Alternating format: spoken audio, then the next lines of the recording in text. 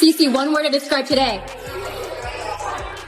Only one word. Unreal. That's fire, honestly. Unreal. When Caitlin Clark stepped back onto the floor at Carver Hawkeye Arena, something special happened. The crowd exploded with energy, reaching 116 decibels during player introductions, louder than some NFL and NBA games, before she even touched the ball.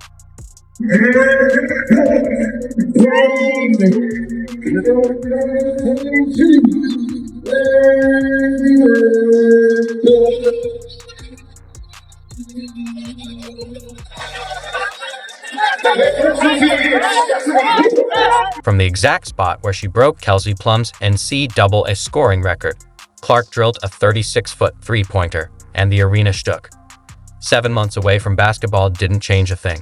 Her return wasn't just a game, it was a statement.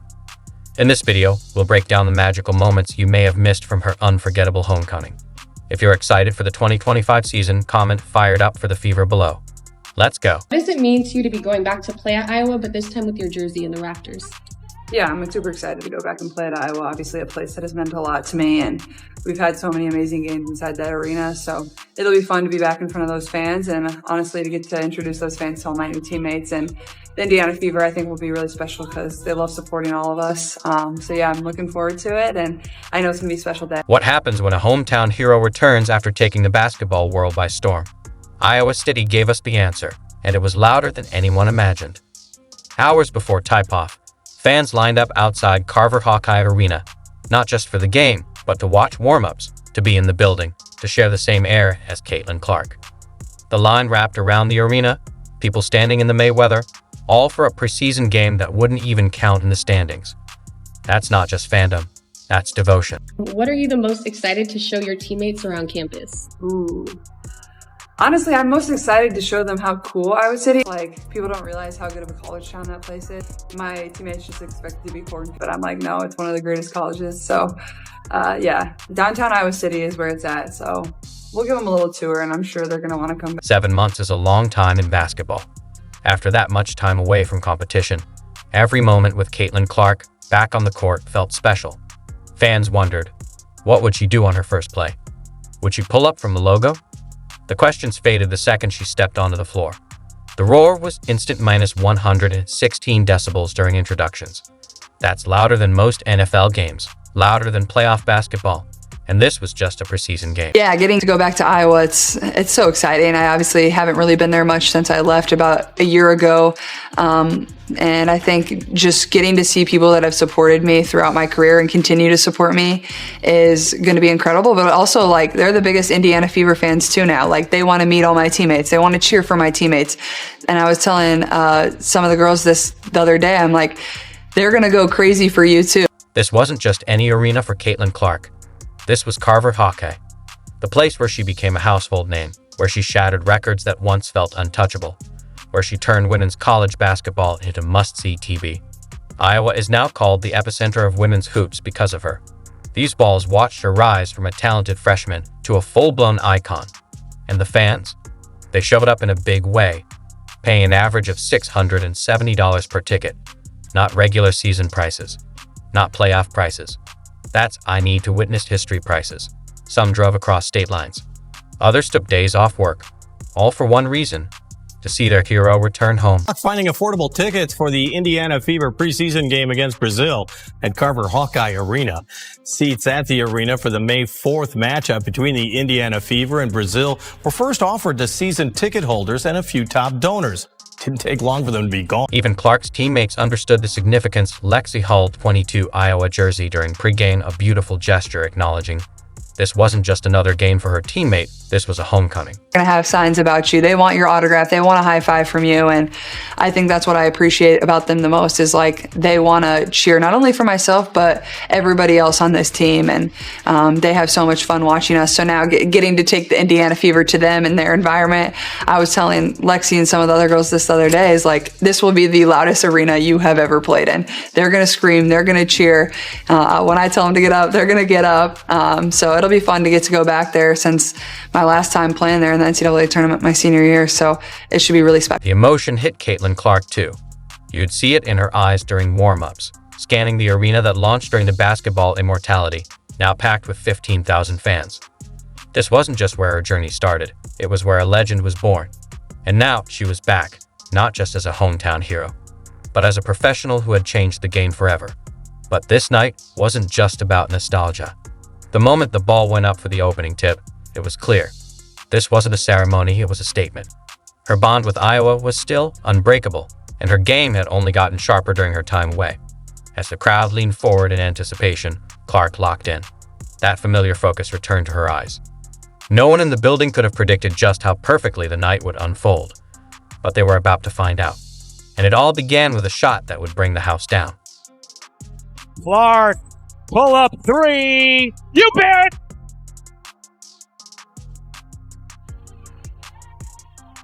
In sports, some moments are bigger than the scoreboard. They tell a story all on their own. Right out of the gate, Caitlin Clark hit the first basket of the game. And of course, it was a three-pointer. But that was just the appetizer.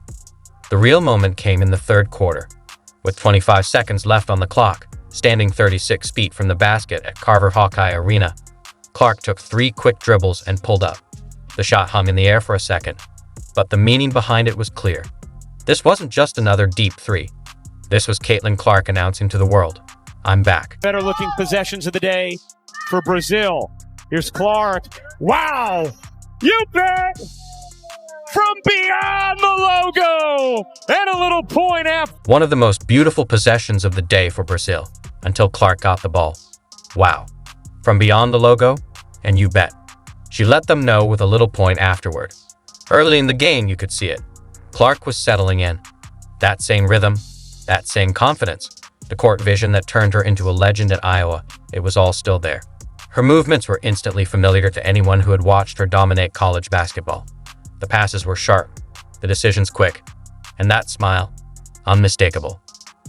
Brazil was already scrambling to keep up with the Fever's pace when Clark brought the ball across half court, and she had that look in her eyes. The one where she sees something nobody else does. The defenders backed up, but not far enough. They never do. And then came the moment. She stopped at a very specific spot on the floor, not by accident. It was the exact same location where she'd broken Kelsey Plum's NCAA scoring record during her senior season. History was repeating itself perfectly. Same shot, same arena, New Jersey, retired number hanging above. Without hesitation, Clark rose up from 36 feet. The ball soared high in that signature arc Hawkeye fans knew by heart. And then, pure magic. No rim, just net. An iconic shot in an iconic place by a player who continues to redefine what's possible.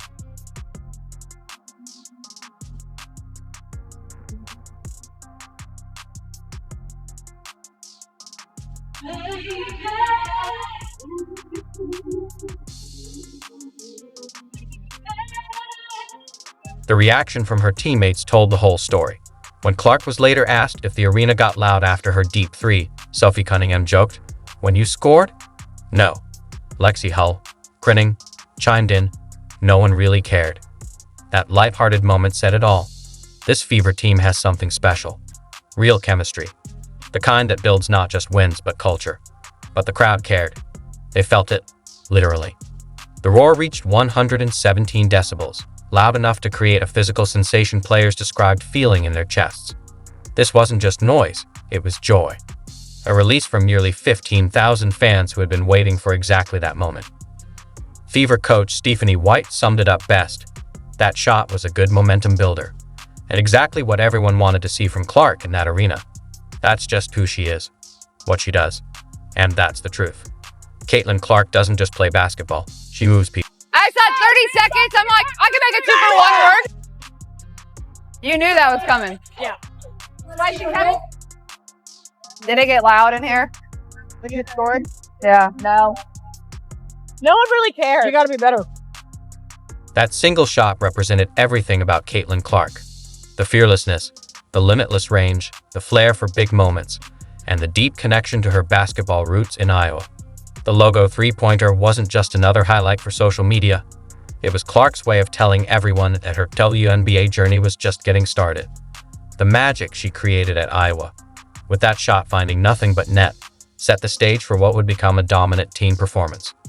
The hometown hero wasn't just back, she was better than ever. Yeah, I thought it was electric. It's what you've seen, whether it's from the outside on television or being here broadcasting, but to actually feel the energy. I mean, it is a thing when you talk about having a six man, so to speak, crowd energy. It gives you a lift. It gives you a boost. It's why we all do what we do, like to feed into these kinds of environments. And so it was a lot of fun.